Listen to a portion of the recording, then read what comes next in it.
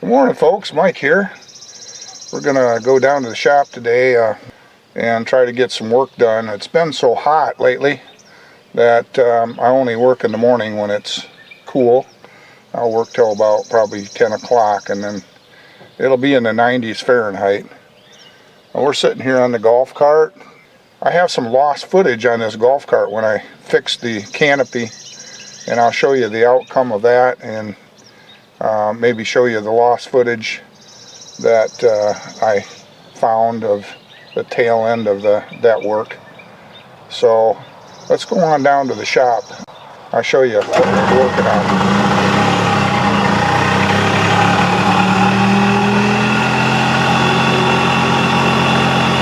Yeah, I put this blacktop in. It gives me a little bit more room to turn vehicles around and so forth. I didn't put it all the way to the road. I couldn't really afford it this year. This is the first time I've actually done any filming for quite a while.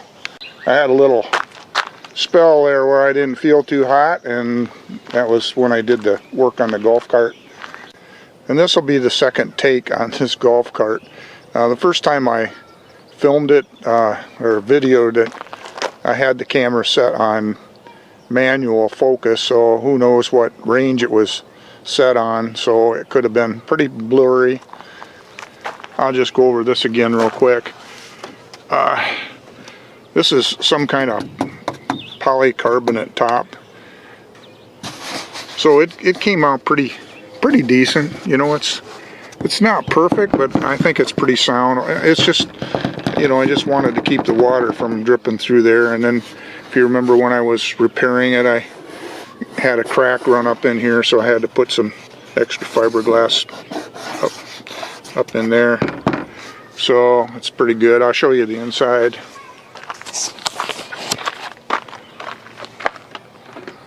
So yeah, and then I put some paint over the top of it, try to make it match a little bit. It isn't perfect. This is a 1974 golf cart. It's a beater. I just use it for transportation around the farm here. Here's some of the lost video. It's set up pretty good. I guess all these weights that I had on it, there is kind of a bulge here. It kind of distorted that. Now whether this is going to work or not, it's anybody's guess. I don't know if it's going to hold. And I still have to deal with this crack that runs up underneath this weight here. I think I might just groove it a little bit and fill it full of Retsin. I don't know if it needs glass fibers in there or not. But what I'll do here is I will go around the edge of this with a grinder, sander, and just take these fiber spikes off of here. And I won't finish it out real good because it's so thin, it's just not worth it. And still have to flip it upside down and take the backing off that, and we'll take a look and see what that looks like. So this is the back side. This is this roof flashing backer I made for it. And we'll pull this off and see what we've got here. Should release pretty good with that wax paper. That won't really stick to the wax paper. Okay, that's what we got on the back side. Yeah, that'll be pretty good. It's a lot better than it was, I'll tell you that. I mean, if it doesn't leak, that's really all we need. I might have to actually run the heat gun on it to get all of this off, because some of the residue from the old duct tape I had on there is still on there, so that did adhere to the wax paper. Let's see.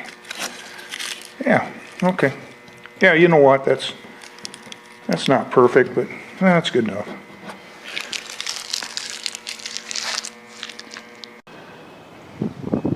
And this bus belongs to my nephew Shane and his wife Becky, and we've got a little bit of welding patch work to do. This is going to be converted into a camping, I guess a motorhome you might say. And this is used to be a school bus, and we don't know the exact history on it. We think maybe it belonged to a university or a college.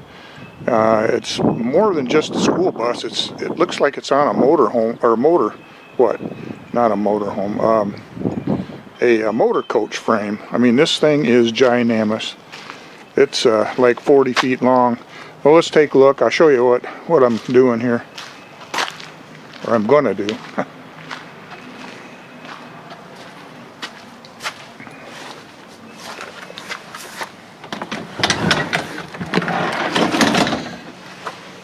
And here's the job. These steps are pretty well rotted out, and as you can see, you can see right through these to the ground. And so Shane's got some steel ordered for this, and we're waiting for it to come in. And then I'll take out the old stuff and put in the new stuff. And then the other thing is this little corner right here is rotted out. And I've got a piece of steel here I'm going to use to patch that. So, yeah, I have to cut this out. And back here, right here, you can see where my finger's disappearing. That's kind of a hole there, and I was going to kind of make that piece of steel go like this, and then have a little flange on it and cover that hole up, but I've got the time. I think I'll go ahead and route that out and weld a piece of steel in there, and then I'll just have a flat plate here like this.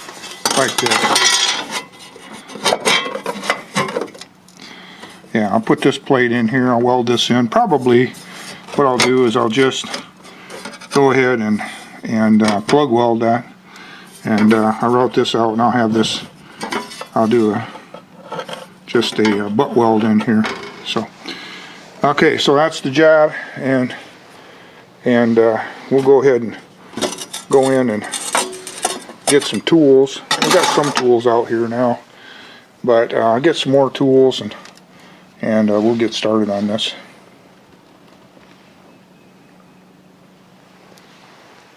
Boy, that is one big mama. What an ambitious project Shane has taken on. Man, I gotta give him credit.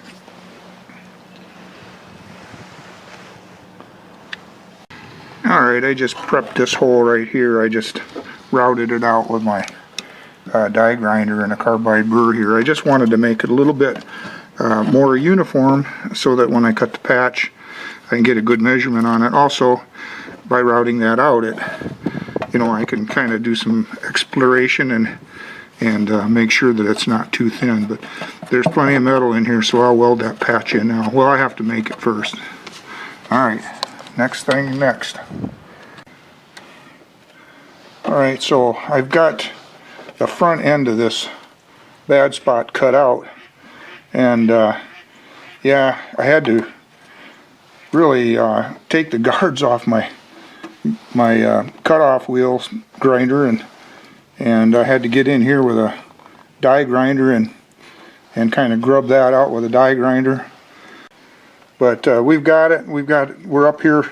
This is going to be a little easier. This plate will go in. So I've got this lined out, and come in here with a cutoff wheel and cut that out, and then I'll set the plate in there, and we'll get the thing welded in.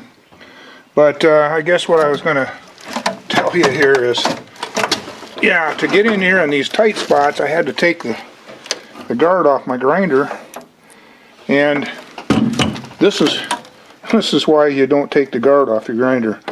I caught myself in the knuckle. I can still move my finger, but and I got it kind of held together, tied together a little bit, so I think it'll be all right. But anyway, so we're coming along on this, and tomorrow I'll come back down here. It's getting late now, and we'll finish out this little patch here.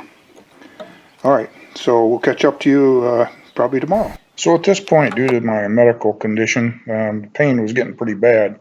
I just wanted to get this job done, so I didn't do any more filming, but I do have these photos you can kind of see how this job ended up. Now it's August 1st, and I've had surgery, and I'm feeling a lot better now. I do have some more surgery to go, but I'll end this video right now, so thanks for watching, and we'll catch you the next time.